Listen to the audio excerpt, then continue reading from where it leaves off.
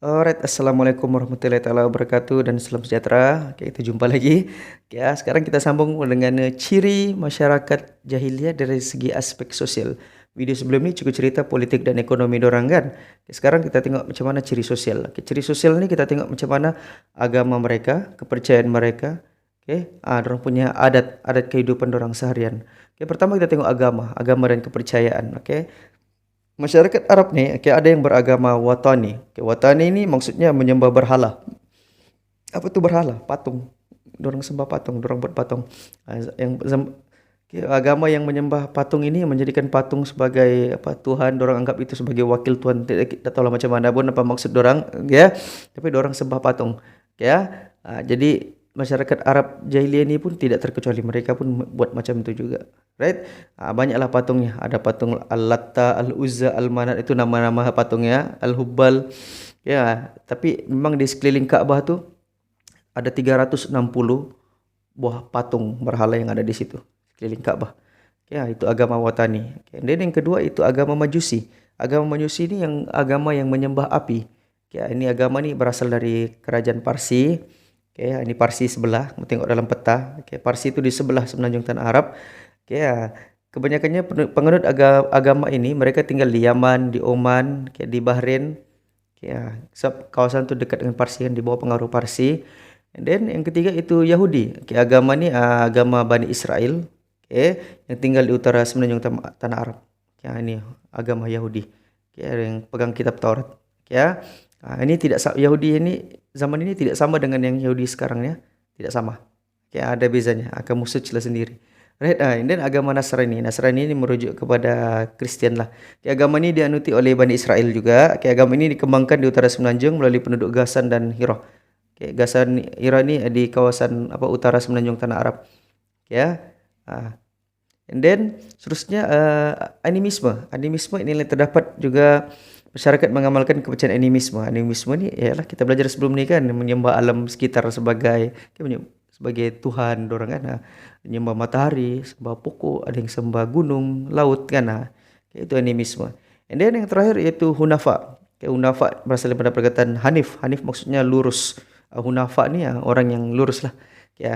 Ini golongan ini dorang ni sedikit saja. Mereka ni adalah golongan-golongan keturunan-keturunan yang masih pegang agama yang dibawa oleh Nabi Ibrahim. Kaabah itu dibina oleh Nabi Ibrahim dan anaknya kan, Nabi Ismail. Jadi masih ada lagi keturunan-keturunan mereka ni yang masih berpegang kepada ajaran yang dibawa oleh Nabi Ibrahim. Sebab zaman sebelum ni jahiliyah ni Nabi Muhammad belum ada. Belum ada Nabi Muhammad pada masa itu, di Mekah pada masa itu. Jadi mereka ikut ajaran Nabi Ibrahim. Kan kita sudah tahu kan, Islam maksudnya kita menyembah Tuhan yang satu. Kita ikut ajaran Nabi yang ada zaman itu, zaman itu ikut kaum itu. Jadi orang ni yang ikut Nabi Ibrahim. Yang di Israel lah ikut Nabi Isa. Yang zaman Firaun ikut Nabi Musa kan. Jadi bila Nabi Muhammad lahir di kawasan tanah Arab ni, jadi ikut Nabi Muhammad. Dan selepas Nabi Muhammad tiada sudah nabi. Jadi kita ni pun walaupun kita beza 1500 tahun, 1400 tahun dengan Nabi Muhammad jarak masa kita. Tapi kami yang muslim ikut ajaran daripada Nabi Muhammad. Itulah maksud Islam lah. Kita percaya, kita sembah, kita mengabdikan diri kepada Allah Tuhan yang satu, dan kita ikut ajaran Nabi kita, ikut time frame kita. Kalau yang hidup zaman Nabi Musa, ikut Nabi Musa lah. Itulah Islam mereka. Tapi jangan Islam yang dibawa oleh Nabi Muhammad, syariatnya, peraturannya, undang-undangnya tidak sama dengan Islam yang dibawa oleh Nabi sebelumnya. Kalau Islam yang sebelum zaman Nabi Ibrahim, dorang tiadalah puasa macam kita 30 hari kan, 1 bulan kan, sebelum Ramadan. Tiadalah undang-undang solatnya, sembayangnya pun tidak sama. Jadi mereka cara mereka beribadahnya lain. Umat Nabi Muhammad lain. Tapi basicnya tetap satu. Itu apa? Menyembah Allah Tuhan yang satu. The one and only. Tiada Tuhan lain, satu saja kalau orang Islam. Satu dan satu-satunya. Tiada istilah Tuhan matahari, Tuhan langit, Tuhan bulan. Tiada. Satu ya, Tuhan satu ya, Allah. Allah Subhanahu wa taala. Kita sambung pula. Macam mana adat kehidupan masyarakat jahiliyah ni? Masyarakat jahiliyah ni zaman dorang ni kan, dorang punya sesat nih kan. Ya, ada yang dorang suka amalkan menilik nasib, kayak untuk ramal masa depan. Kayak kira macam apa ni astrologi lah kan.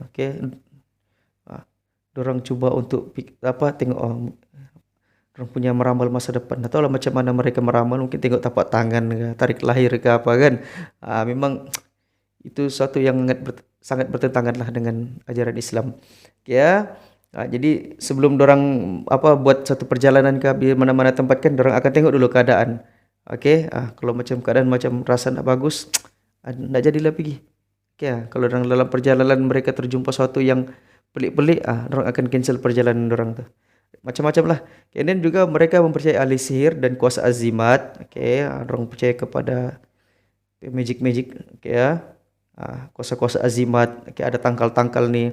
Dan mereka juga dalam masyarakat jahiliyah ni mereka sangat memandang rendah kepada kaum wanita. Zaman jahiliyah ni kedudukan wanita sangat rendah.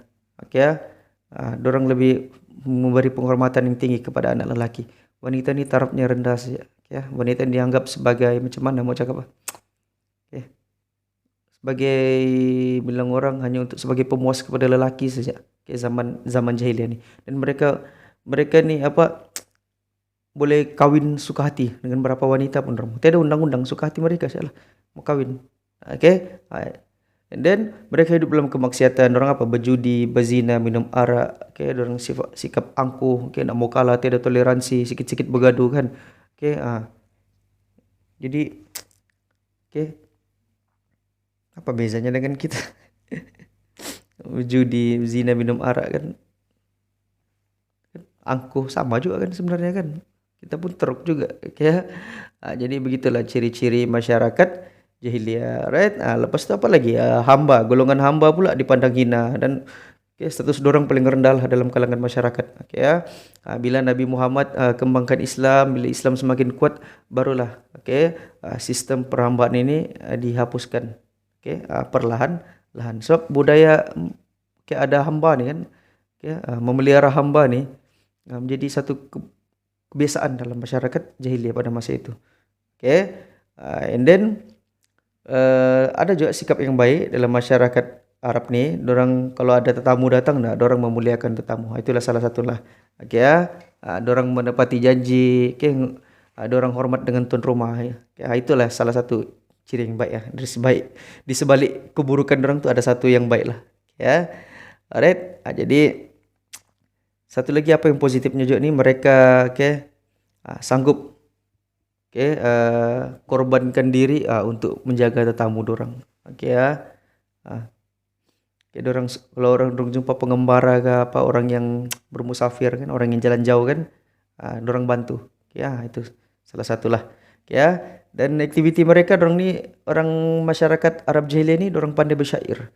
Dorang punya bidang kesenian kesusastraan ni sangat baguslah.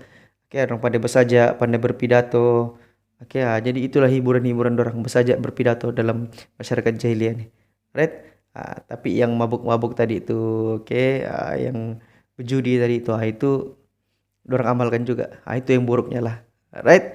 Jadi begitulah ciri masyarakat jahiliyah dari segi agama kepercayaan dan juga kehidupan sosial mereka. Jadi lepas ni kita akan belajar macam mana Nabi Muhammad mengubah kehidupan masyarakat Arab jahiliyah ini melalui ajaran Islam. Alright? Jadi itu saja. Kita jumpa lagi nanti di 8.2. Macam mana kemunculan Tamadun Islam. Alright? Kita rehat dulu.